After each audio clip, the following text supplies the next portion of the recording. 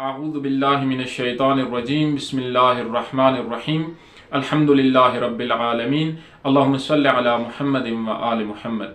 मोहतरम नाज़रीन, दर्स तफसीर कुरान करीम। आज हम सूरह फुरक़ान की आयत नंबर 41 का तर्जुमा और मुख्तसर तफसीर बयान करेंगे। इन आयात में अल्लाह रब्बुल इज़्ज़त ने पैगम्बर का तमस्खुर और मजाक उड़ाने वाले कुफ़ार और मुशरिकीन का तज़किरा फरमाया है और रुए ज़मीन पर सबसे ज़्यादा पूजा जाने वाला कौन सा बुत है उसके मुताल्लिक वज़ाहत फरमाई है। आयत नंबर 41 में इरशाद बारी ताला हो रहा है, व इज़ा रऊक इन यत्तखिज़ूनक इल्ला हुज़वा। मेरा हबीब, जब भी वो आपको देखते हैं तो कोई मंतकी बात करने के बजाय मजाक उड़ाना शुरू कर देते हैं। क्या कहते हैं वो? अहादल्लज़ी बअसल्लाहु रसूला, क्या यही वो शख्स है जिसे खुदा ने रसूल बनाकर भेजा है। मोहतरम नाजरीन, ये मुशाहिदे की बात है कि जब भी इंसान किसी का तमस्खुर उड़ाता है, किसी की शख्सियत कुशी करता है, किसी की गीबत करता है, तो वो अपनी आजिज़ी, नातवानी और अपनी शिकस्त का ऐलान कर रहा होता है।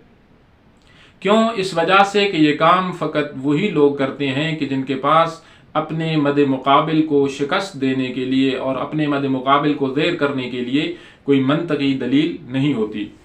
तो कुफ़ार का भी यही शेवा था कि जब पैगम्बर गिरामी इस्लाम के किरदार, पैगम्बर के गुफ्तार और आपके दलाइल के सामने वो आजिज़ हो जाते थे, तो आपकी शख्सियत को, आपकी गुफ्तगू को बेअसर करने के लिए वो आपका मजाक उड़ाते थे और कहते थे कि क्या यही वो शख्स है जो आम लोगों की तरह ज़िंदगी बसर कर रहा है और जो नबूवत और रिसालत का दावेदार है।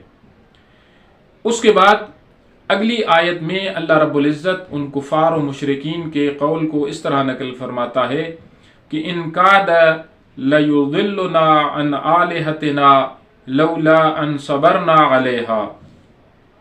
अगर हम अपने खुदाओं की परस्तिश पर कायम न रहें तो इस बात का खदशा है कि वो हमें गुमराह कर डाले। वसौफ यअलमून हीन यरौनल अज़ाब मन अज़ल्लु सबीला। अल्लाह फरमा रहा है, लेकिन जब वो अज़ाब इलाही को देखेंगे तो उन्हें पता चल जाएगा कि गुमराह कौन था। यहाँ पर उनकी बात का आप तज़ाद देखें कि एक तरफ तो पैगम्बर गिरामी इस्लाम का मजाक उड़ा रहे हैं, पैगम्बर की शख्सियत को ज़ेर सवाल लेकर जा रहे हैं, पैगम्बर की शख्सियत कुशी कर रहे हैं, और दूसरी तरफ इस बात का इकरार भी कर रहे हैं अमली तौर पर कि गोया पैगम्बर का कलाम इस कदर मुअस्सिर है, पैगम्बर का किरदार इस कदर मुअस्सिर है कि पैगम्बर का वो किरदार और पैगम्बर की वो गुफ्तार उनको इस बुत परस्ती और इस कुफ्र व शिर्क से दूर करने वाली है। और फिर अल्लाह रब्बुल इज़्ज़त पैगम्बर गिरामी इस्लाम की तौहीन करने वालों के मुताल्लिक अपने रसूल की दिलदारी करते हुए, अपने रसूल की दिलजोई करते हुए, अपने रसूल को दिलासा देते हुए ये फरमा रहा है, सौफ यअलमून हीन यरौनल अज़ाब। मेरा हबीब, परेशान न हो, अनकरीब इनको मालूम हो जाएगा जब ये अजाब को देखेंगे, मन अज़ल्लु सबीला, कि रास्ते से भटका हुआ कौन है। इससे बाद वाली आयत में अल्लाह रब्बुल इज़्ज़त इस धरती पर सबसे ज़्यादा पूजे जाने वाले बुत का तज़किरा फरमाते हुए इस तरह इरशाद फरमा रहा है, अरअयत मन इत्तखज़ इलाहहु हवाहु। आया तूने उस शख्स को देखा है जिसने अपनी नफसानी ख्वाहिशात को अपना माबूद बना लिया है। अफ़अन्त तकूनु अलैहि वकीला, तो क्या तू उसे हिदायत कर सकता है या उसका दिफा कर सकता है। मोहतरम नाज़रीन, कुफ़ार और मुशरिकीन भी अगर बुतों की परस्तिश करते थे, अगर अपने हाथों से बनाई हुई मूर्तियों को अपना खुदा समझते थे, तो उसका सबब ये था कि वो भी दरवाके अपनी हवा व हवस का शिकार थे। वो भी जिस चीज़ को पसंद करते थे उसी को अपना दीन और मजहब समझ बैठते थे। اور جس چیز کو وہ ناپسند کرتے تھے اسی کو دین کی بنیاد پر اور دین کے نام پر اس سے نفرت کرتے تھے۔ اور یہ حقیقت ہے کہ کائنات میں سب سے زیادہ اگر کوئی بت پوجا جا رہا ہے اللہ رب العزت کے مقابل تو وہ ہوا و ہوس کا بت ہے۔ انسان کو مختلف قسم کی ہوا و ہوس اور خواہشات نفسانی نے اپنی گرفت میں لے رکھا ہے۔ کوئی اقتدار کی ہوس میں ہے، کوئی قدرت کی ہوس میں ہے، کوئی مال و دولت کی ہوس میں گرفتار ہے۔ پیغمبر گرامی اسلام نے اس دھرتی پر پوجے جانے والے اس سب سے بڑے بت کے متعلق فرمایا، میرے آقا فرماتے ہیں آسمان کے نیچے کوئی بت اللہ کے نزدیک ہوا و ہوس کے بت سے بڑا نہیں ہے جس کی پرستش اور پوجا کی جاتی ہو۔ ہوا و ہوس قرآن مجید میں مختلف مقامات پر اللہ رب العزت نے ہوا و ہوس کی مذمت کی ہے اور اس سے دور رہنے کی تاکید کی ہے۔ امیر المؤمنین فرماتے ہیں الہوا عدو العقل، خواہشات نفسانی عقل کی دشمن ہوتی ہیں۔ لا دین مع ہوا ولا عقل مع ہوا، کبھی بھی دین اور خواہشات نفسانیہ اور کبھی بھی عقل اور خواہشات نفسانیہ ایک جگہ جمع نہیں ہو سکتی۔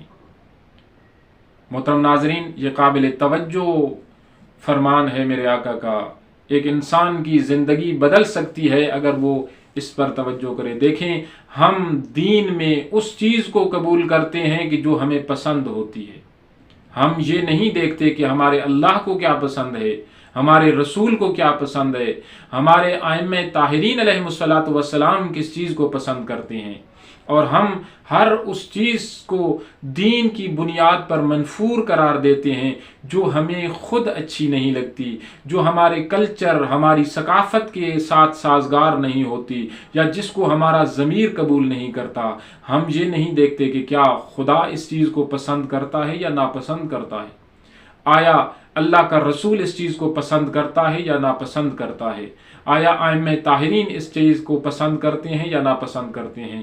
یہاں پر عملی زندگی میں ہمیں دیکھنا چاہیے کہ کیا ہم واقعاً دین کے پیروکار ہیں یا اپنی ہوا و ہوس کے پیروکار ہیں۔ امیر المومنین فرماتے ہیں اشجع الناس من غلب ہواؤ، کہ لوگوں میں سب سے زیادہ شجاع ترین شخص وہ ہے کہ جس کا اپنے ہوا و ہوس پر کنٹرول ہو۔ محترم ناظرین، اللہ نے دنیا کی نعمات انسان کے لیے پیدا کی ہیں، مال و دولت انسان کے لیے بنایا ہے، طاقت و قدرت انسان کے لیے بنائی ہے، لیکن انسان کو چاہیے کہ اس سے درست استفادہ کرے۔ اس سے درست استفادے کا مطلب یہ ہے کہ انسان ان نعمات سے اس طرح استفادہ کرے کہ یہ نعمات اس کی دنیاوی اور اخروی سعادت کا باعث بنے، اس کے اللہ کے نزدیک مقرب بننے کا سبب بنے، نہ یہ کہ اس کے اندر غرور اور سرکشی لے کر آئیں، نہ کہ اس کے اندر طغیانی لے کر آئیں۔ تو یہ بت ہوا و ہوس کا یہ سب سے بڑا بت ہے۔ اس سے بعد والی آیت میں ارشاد باری تعالی ہو رہا ہے ام تحسب ان اکثرهم یسمعون او یعقلون، میرا حبیب کیا تم یہ گمان کرتے ہو کہ ان میں سے اکثر سنتے یا سمجھتے ہیں؟ سننے سے مراد ظاہری کانوں سے نہیں ہے بلکہ دل کا سننا ہے، یہاں پر کسی کی بات کا قبول کرنا ہے۔ یہاں پر میرا حبیب کیا یہ سب شعور رکھتے ہیں یا کیا یہ سنتے ہیں؟ انہم الا کالانعام بل ہم اضل سبیلا، نہیں یہ چوپائے ہیں بلکہ چوپایوں سے بھی بدتر ہیں۔ چوپائے کو اللہ نے عقل نہیں دی، حیوانات کو اللہ نے عقل نہیں دی، لیکن انسان کو اشرف المخلوقات بنا کر بھیجا ہے، انسان کو عقل جیسے زیور سے آراستہ کر کے بھیجا ہے۔ اب اگر انسان اس عقل اور شعور کو عمل میں نہیں لاتا، اگر اس سے استفادہ نہیں کرتا، تو نہ یہ کہ حیوانات کی طرح ہے بلکہ حیوانات سے بھی بدتر ہے۔ حیوانات بھی عقل و شعور سے استفادہ نہیں کرتے، لیکن فرق یہ ہے کہ حیوانات کے پاس تو یہ عقل و شعور ہے نہیں۔ انسان کو اللہ نے اس نعمت سے نوازا ہے، اور انسان اس نعمت کو جب استعمال نہیں کرتا اور ہوا و ہوس کا شکار ہو جاتا ہے اور عقل سے دوری اختیار کر لیتا ہے تو وہ حیوانات سے بھی بدتر ہو جاتا ہے اور ان سے بھی نچلے درجے پر پہنچ جاتا ہے۔ دعا ہے اللہ رب العزت ہمیں قرآن کریم کو پڑھنے، سمجھنے اور اس پر صحیح معنوں میں عمل پیرا ہونے کی توفیق نصیب فرمائے۔ والسلام علیکم ورحمۃ اللہ وبرکاتہ۔